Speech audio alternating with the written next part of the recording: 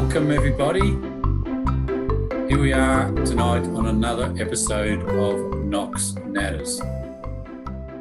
I'm pleased to welcome Des Palmer tonight, one of our Toastmasters members and one of the committee members that helps out with new members. Welcome, Des. Thanks a lot, Damian. It's really great to be here. I'm looking forward to this, yeah. Des tonight is going to join us and speak about one of his favourite pastimes. He's going to talk to us about birds. Now, I'll just elaborate. He's going to talk about furry birds, not birds as in general. So I just wanted to make sure we're on the right subject before we go talking about birds. So Des, welcome again. Thanks, Damian. I'm very interested to know, how did you get involved in birds? Where did it all start and at what age? All right, look, thanks a lot, Damian. Look, really, I can't remember a time really not being interested in birds, to be honest, and animals. So it must have happened very, very young. And how I started was my dad got me interested, but also my grandmother, because we lived with my grandma and grandpa, my pa. And my grandmother encouraged me a love of nature.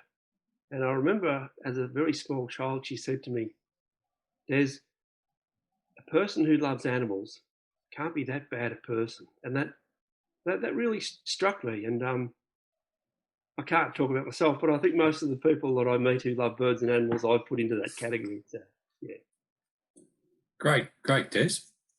So we've learned a bit about your bird watching through your Toastmasters speeches over the past 12 months. I think you've been involved in Toastmasters. And I must say myself, I've learned a bit about some red-breasted birds and things like that. But yeah. Have you been a bird watcher your whole life?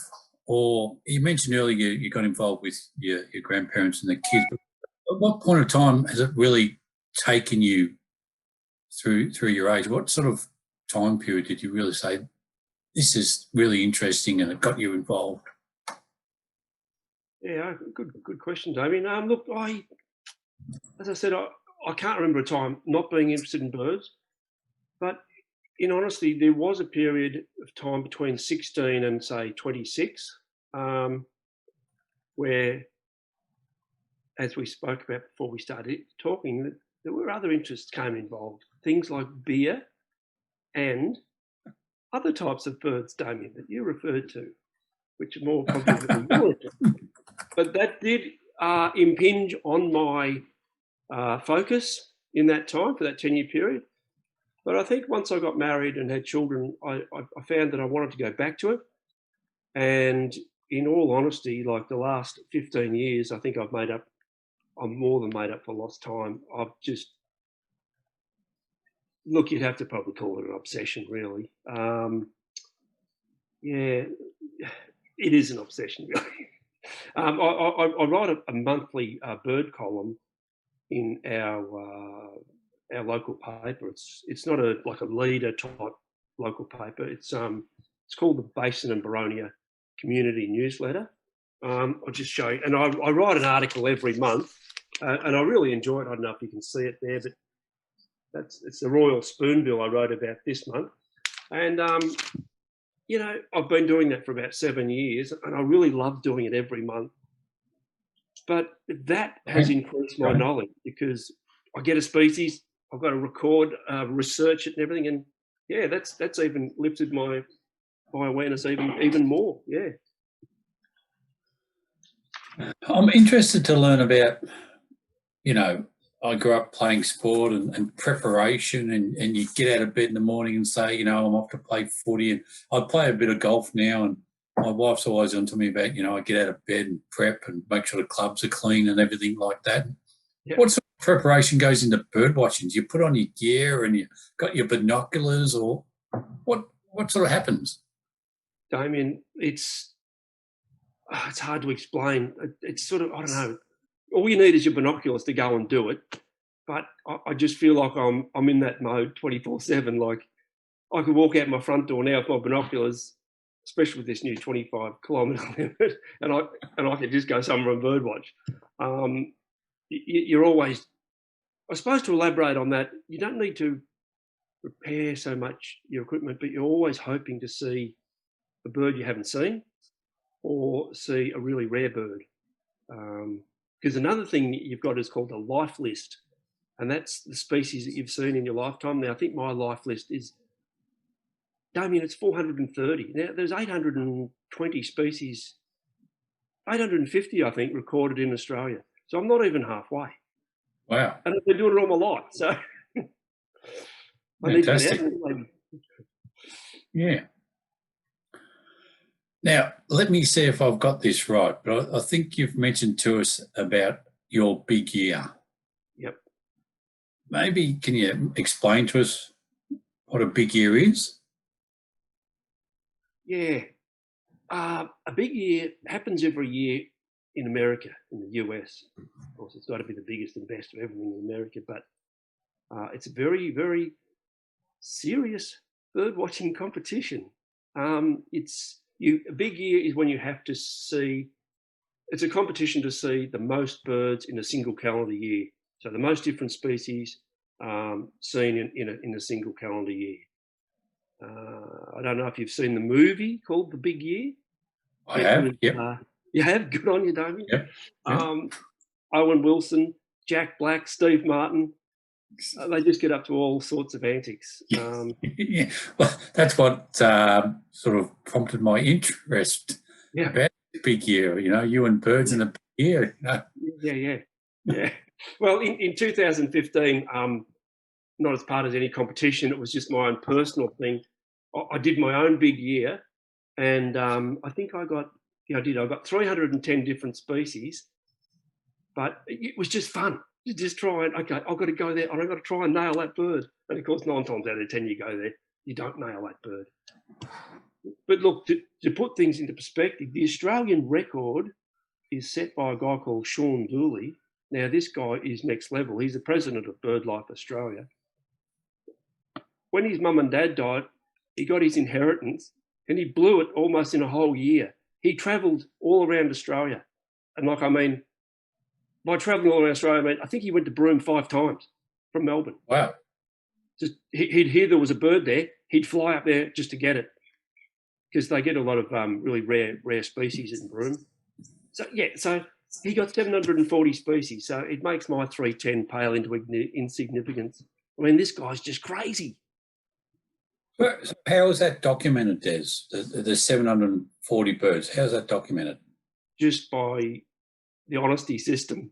He says he saw it, so he saw it.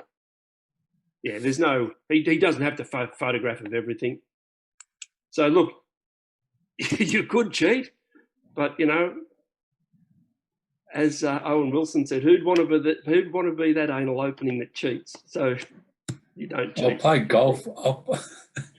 You wouldn't cheat at golf, Dave. I'll play golf with some blokes that can't count. So the bird watching does it. Look, I've got a couple more questions for you. Yeah. One I'd really like to ask is, if I want to get into bird watching, what does it cost? Okay. Damian,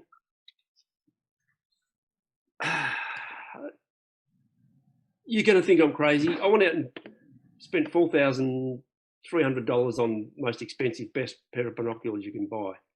They're called Swarovski. Wow. Okay. It's the same ones that make ladies' jewellery and the crystal glasses and things. Now that's the best set of binoculars you can buy. But for $800, honestly, you can get a pair almost as good. I mean, these really good ones I've got are crystal clear, but the quality comes when you're in poor light, so that the inferior lenses won't hang on in poor light and you can't see the birds as well. But honestly, for $800, you can get a really, really good pair of binoculars. I don't know if that sounds a lot. Doesn't sound much to me. That's pretty cheap. And what then you have to look up, I suppose there's some websites you can look up on where the birds, what time of year and things like that. Yeah, Damien, there are two field guides that were published as books, but they're now apps that you can download. They've got every single species in Australia. They've got all their calls. So you can hear a bird call and then you think it's that species. Oh, yep, that's it. You marry out the call up. It's just, and it's on your phone. That's It's pretty easy. cool. I've got two questions for you, Des. Yep. Is there a difference between a male and a female call, and can you do either? Is that an invitation to imitate some calls? I wouldn't like to go there. Look, it's very, very like, males and females can have different calls. They can. I don't know if you're aware of, the whip bird. That I'll do one for you. They go. Oh yeah. Well, the whip bird is always the male and the female calling together. So most people think it's just one bird, but it's actually the male and female that gives the entire call. But that's just one species. There are the calls for each species can do your head in, because some of them have maybe a dozen different calls. Fantastic. And if you don't know what one is, then you don't get that bird. You don't know what it is. Okay. Okay. So, do you have a favourite bird? Oh, Damian, look, you're opening up a can of worms there.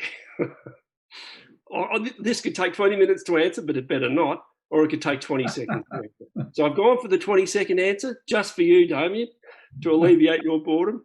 Look, number one, it's probably not in any order, but number one, I'd have to say the Sooty Owl, which is an extremely, well, it is rare, but it's probably more common than people think.